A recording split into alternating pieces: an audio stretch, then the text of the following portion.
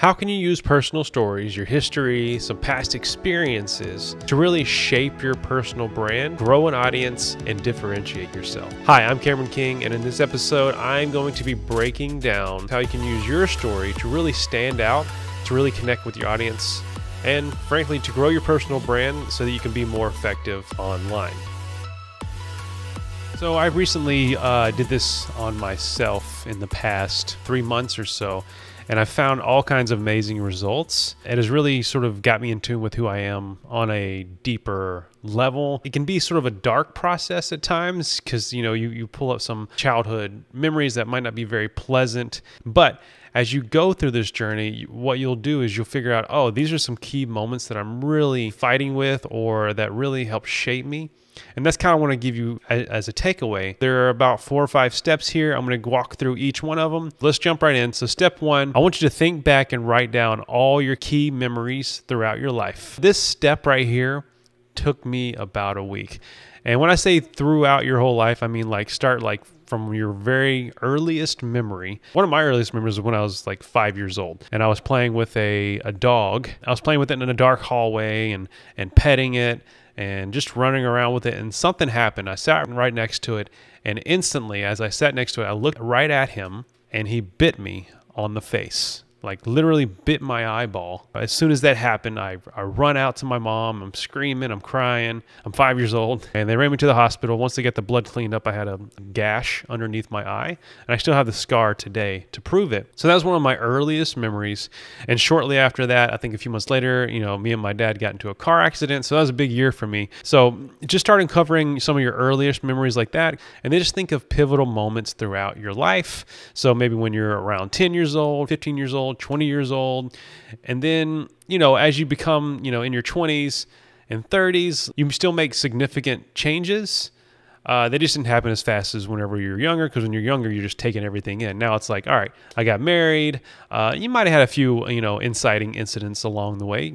By all means, take note of that and write it down. But really, do some deep work here in your step 1, write it all down. I have a huge sheet of paper. I filled up about 10 of these big portfolio size pieces of paper. So that's what you're going to do in step 1, is really do a deep dive into some of the memories that you have and write them all down. Step 2 is to go in and highlight the ones that stand out to you. They can be, pretty significant things. Like when you got married, or maybe it could be when you first heard some band or something like that that really touched you emotionally. One thing that stood out for me was whenever I was a senior year in high school, I had a teacher. She told me that I should go to college because I was very good at math. I should go into finance. And that right there sort of sparked something for me. And I'll get into that later. But for now, in step 2 is just highlight everything that sort of stands out to you right now.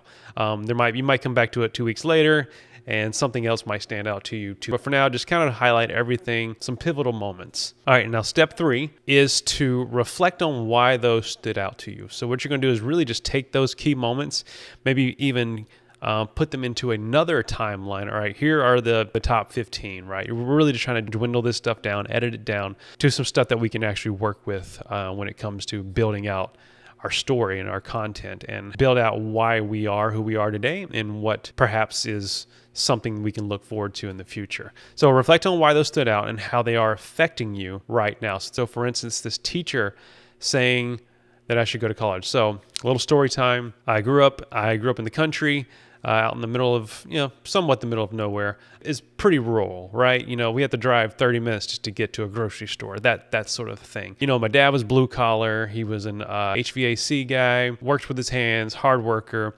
and nobody in my family went to college. So, in my head, I was thinking I wasn't probably going to go to college. Actually, college wasn't even on my radar. My dad was go into the trades, get a good job, and, get a 401k. And so that was my normal sort of way of thinking going all throughout high school. I was a C average student. I wasn't trying to flunk out of high school, but also didn't really care that much either. So didn't really think too much ahead. And then this teacher, I started really excelling in this math class, and I was starting to get, 100% on test, 110% for test. You get the bonus questions as well.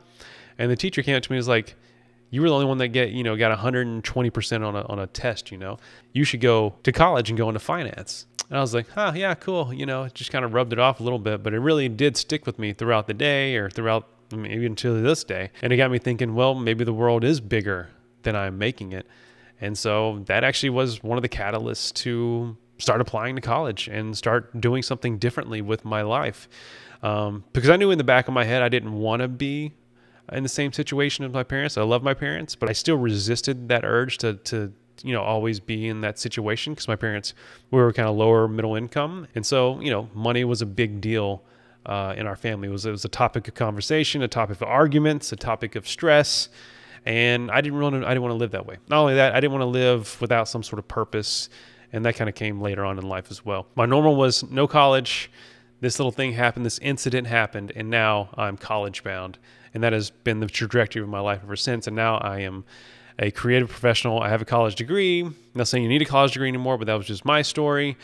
And then here I am today, living an awesome life, working from home, making six figures plus a year, living the dream, as they say. So really reflect on why those stood out to you and how they are affecting you right now. This will sort of start shaping your story. So step 4 is connect that with your area of expertise. So with me, it was a teacher, and she sparked this idea for me to go to college.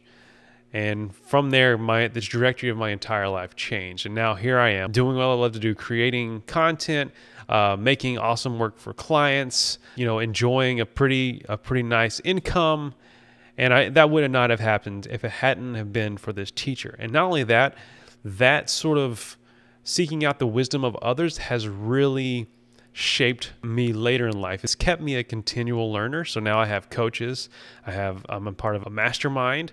And I really just want to surround myself with people who can inspire me and help me see things differently so that I can continue that journey. I'm an editor. I do post-production.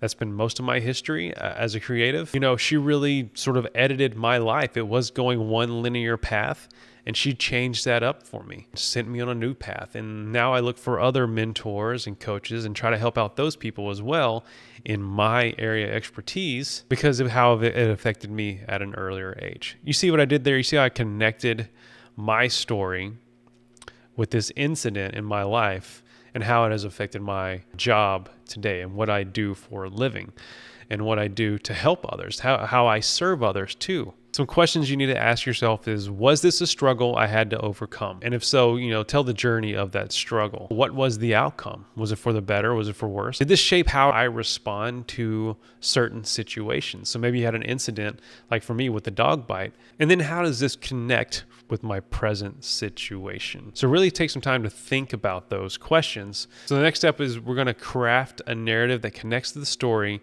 to your current expertise and your purpose. So a lot of the things that have happened in our past shape who we are now and can shape who we are going to be in the future. Here's just an example. I grew up in a blue-collar household. Part of me didn't want to be a blue-collar person. I just kind of thought that's who I had to be.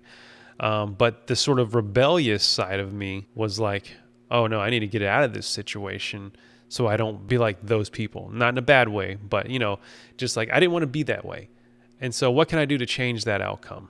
And I've kind of seen that theme throughout the rest of my life. Anytime I get myself in a situation, I'm like, oh, I don't want to be this type of person. Like, for instance, in college, I was an English major as well because I love story.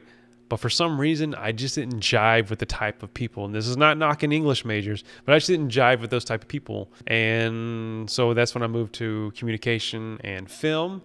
And it was like storytelling on a different level, like faster pace and stuff like that. I can jive with that. I can get behind that. It also occurred later on in life as well, like approaching life in a contrarian manner. And it all started from when I was a kid, right? And having my eyes opened up to like, hey, you can do things differently. And that's okay. You're going to survive. You don't have to go with everyone else. And that's kind of been my life story. And it connects to my area of expertise and my purpose, which is to always live life differently and to always see things from a different angle and to help others see things from a different angle and to tell their stories in an effective way. So there you have it. I'm going to just kind of recap right now. So step 1 is to think back and write down all your key memories throughout your life. Step 2 is to highlight the ones that stand out to you right now. And step 3 is to reflect on why those stood out to you and how they are affecting you right now. Step 4 is now connect that to your area of expertise. And then step 5 is to craft a narrative that connects the story to your current expertise and purpose. So I hope you found that helpful. Hope that really gets you thinking about how you can approach how you tell your story, because it did a lot of work for me. I'm still working through it myself. And I would love to hear if you have any insight into this. And if you have done this exercise, please leave me a comment. Also, write a review or subscribe if you haven't. And I appreciate you taking the time to listen to this episode.